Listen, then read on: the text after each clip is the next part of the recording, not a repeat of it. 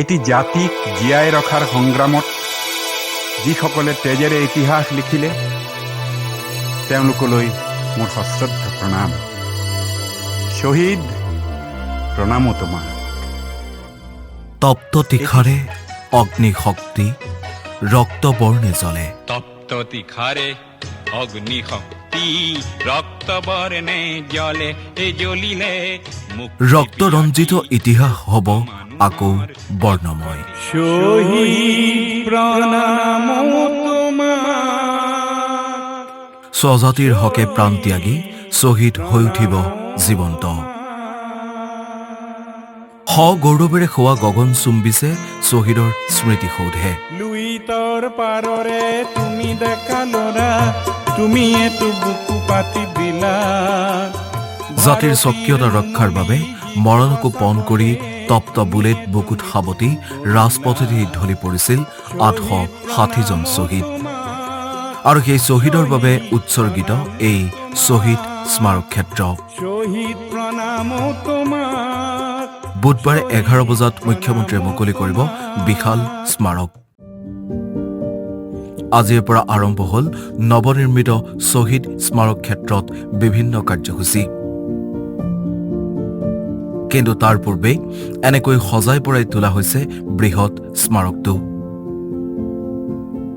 ৬ বছৰীয়া অসম আন্দোলনত শ্বহীদ হোৱা ৮৬০গৰাকী শ্বহীদ আৰু বৰ্বৰতাৰ সন্মুখীন হৈ আন্দোলনত নিৰ্যাতিত হোৱা ৫৭গৰাকী সাহসী অসমীয়া নাৰীলৈ এনেকৈ জ্ঞাপন কৰা হ'ব কৃতজ্ঞতা। বিয়লি ৪ বজাত শ্বহীদ স্মাৰক জ্যোতিত প্ৰজ্বলন কৰা হ'ল অগ্নি। অনন্ত কাললৈ জ্বলি থাকিব পৰাকৈ কৰা হৈছে ব্যৱস্থা। সন্ধিয়ালৈ আচুৰ বন্তি প্ৰজ্বলন আৰু ভাগৱত পাঠ অনুষ্ঠান। উদ্বোধনৰ প্ৰাক মুহূৰ্তত উপস্থিত মুখ্যমন্ত্ৰী ডক্টৰ হিমন্ত বিশ্ব শৰ্মা।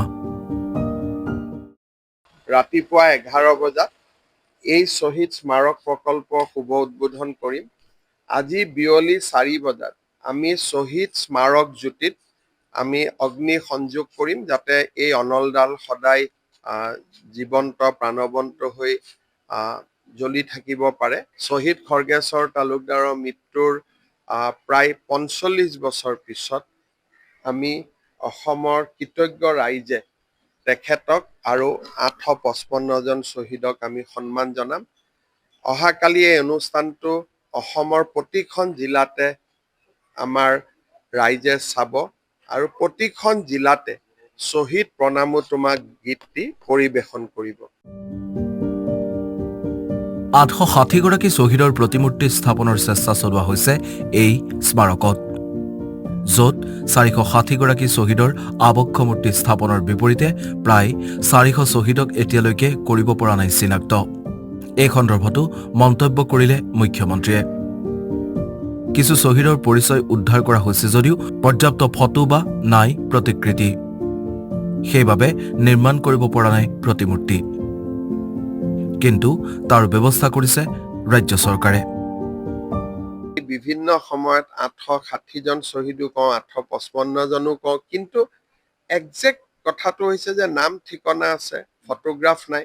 কাৰোবাৰ ফটোগ্ৰাফ আছে, নাম ঠিকনা নাই। গতিকে শেষৰ ফালত ১০-১৫জনৰ ক্ষেত্ৰত এটা কনফিউজন আছে। কিন্তু আটাইতকৈ ডাঙৰ কথা, প্ৰায় ৪০০ শ্বহীদৰ আমি ফটোগ্ৰাফ পোৱা নাই।